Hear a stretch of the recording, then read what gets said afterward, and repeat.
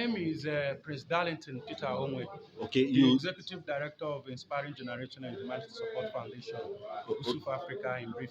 okay, you just had a press conference. Can you just summarize exactly what you just had at the press conference? Now, the point is that power is the property of the people, and whosoever that is privileged to use that power in confidence should also be held to account of what he does and what he didn't do. And therefore, that is why our organization, the Gusuf Africa, we launched the Citizens-Led Accountability Project as part of our flagship project, in the area of social accountability. And therefore, in Ebonyi State, we started, implementing our programs, and given the worry, very worrisome, data coming from the National Bureau of Statistics about the poverty rate, hunger, and unemployment in the state, despite, the high level of, inundated claims of the state government of empowerment that runs in billions. So we intensified our programs, activities, and then discovered that most often some of these empowerment programs uh, is just a way, of misappropriating the public fund under the present administration, in Ebonyi State. And so we started investigating. And one unique of such investigation we found out is the process misappropriation in the 3 billion naira youth SME fund, which the state governor voted, in on 27th of October 2020. And so we have been intervening for the state government to ensure that this money is being disbursed to the right people. Furthermore, in 2019, during the re-election campaign of Governor Omahe, the state governor, the state government gave 10 million naira checks to 150 autonomous community in Ebonyi State to go into any development project of their choice. But since that check were given to them, none of those communities can boast. We have carried out our internal, survey to find out that there's no project, that is either the community has embezzled the money or that the state government did not release the money, despite the fact that he had given them the fund. And so we need accountability. We need explanations of what is happening in the state. So, do you have evidence of the allegations of them not Very, presenting very, money? very. We have now in 2019, like I said, the state governor gave out checks. We have evidences both in video and in pictures. And according to the check policy of the Central Bank of Nigeria, there is a designated period within which a check should be cashed. And therefore, the check that was given to them was this big, this emboldened, check that were handed over to them.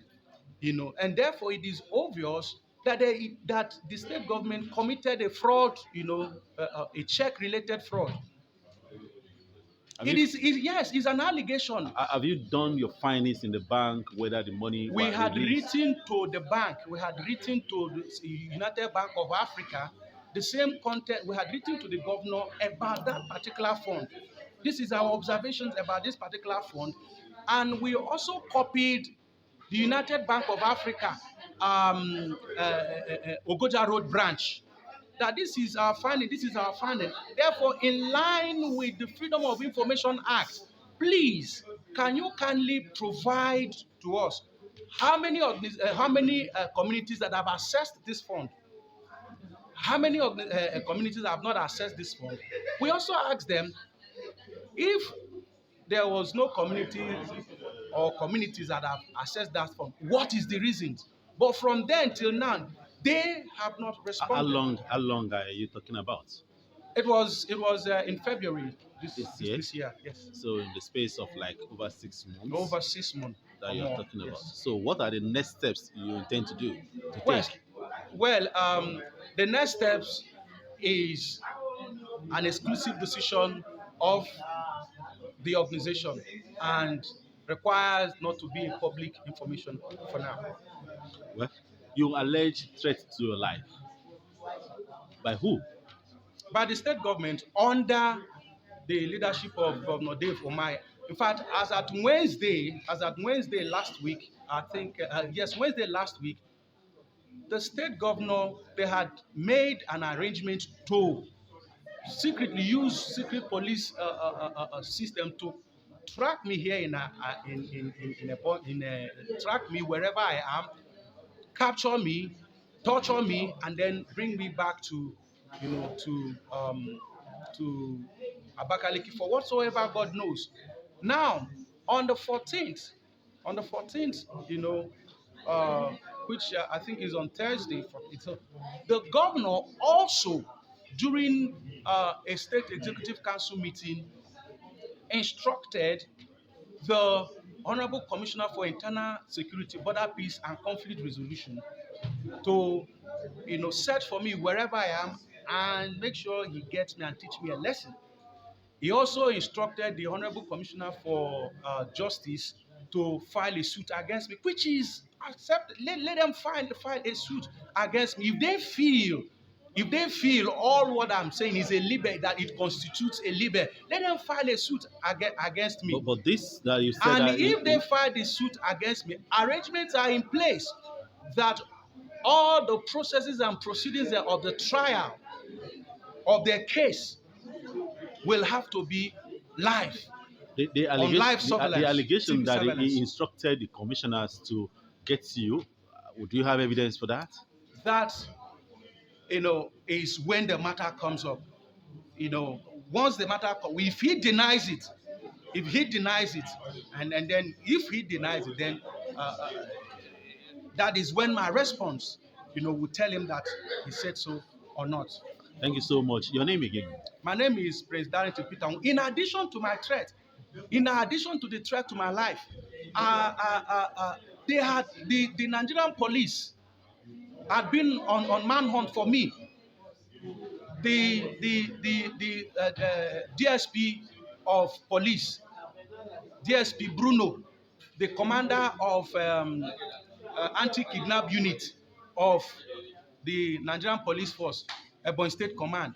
They have visited my family house at number 74 at Norom Street. They came with a detachment of heavily armed 8 police officers. They came again, and the hunt is still on. The hunt is still on to silence me. So are you calling on Nigerians or governments to seek for help? I'm calling on Nigerians. I'm calling on the international community. We've written to the Embassy of the United States of America to use their diplomatic tools, instruments, to curtail the hostility going on, and violation of human rights going on in Ebonyi State. We have also done same to the British High Commission. We have also written to the director of the DSS. But all my gadgets has been on because they've been tracking me. My life is under assault. My life is under threat. I don't live as a normal human just because a governor that was elected under a democratic governance is being asked to account for what he said he's spending for the public benefit and for the growth and development of the state. Thank you so much. Your name again? My name is Prince Darlington Peter Onwe, the Executive Director of Inspiring Generation and Humanity Support Foundation, Igusu, Africa. Thank you. Thank you.